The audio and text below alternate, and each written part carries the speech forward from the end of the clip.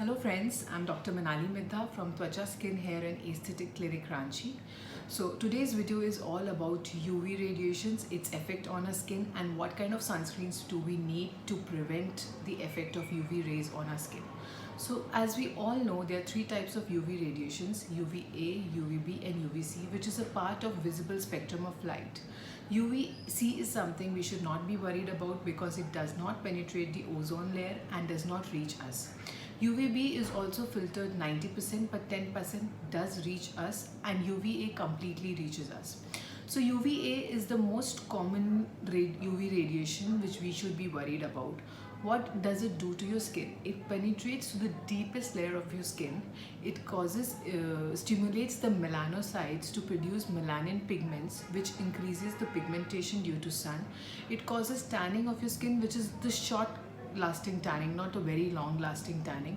And this is UV rays. The UVA is one which is responsible for the long lasting photo damage in the form of pigmentation, sunspots, wrinkles, aging. All of these are seen due to UVA radiations. So UVB radiations also cause damage to your skin, and what it does, it penetrates to the superficial layer of your skin, does not enter very deep. What it does, it stimulates formation of new pigment forming cells. So due to formation of new cells, it leads to tanning, which is very long lasting. So this is why we need sunscreens to prevent the damage of these UV radiations. Moreover, these UV radiation also cause free radical damage to our skin. It causes changes in the DNA of the cells as well as alteration in cell structures. So how do we pick the right sunscreen? To pick the right sunscreen, you should know that there are two types of sunscreens mainly available in the market. One is physical sunscreen and one is chemical sunscreen.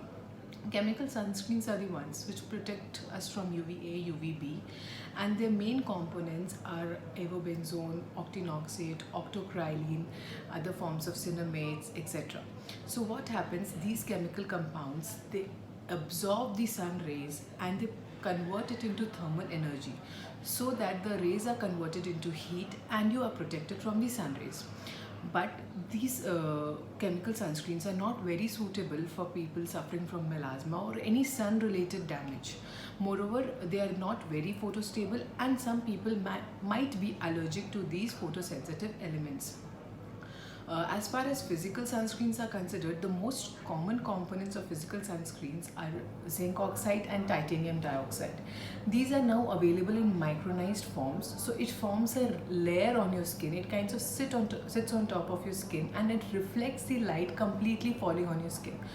The more micronized the particles, the less reflection and less effective is the sunscreen, but more is the cosmetic acceptability.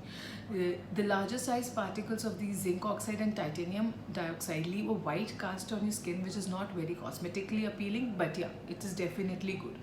So in case if you're suffering from melasma or if you're going for a beach holiday or something, I would suggest you to go for a physical sunscreen rather than a chemical sunscreen.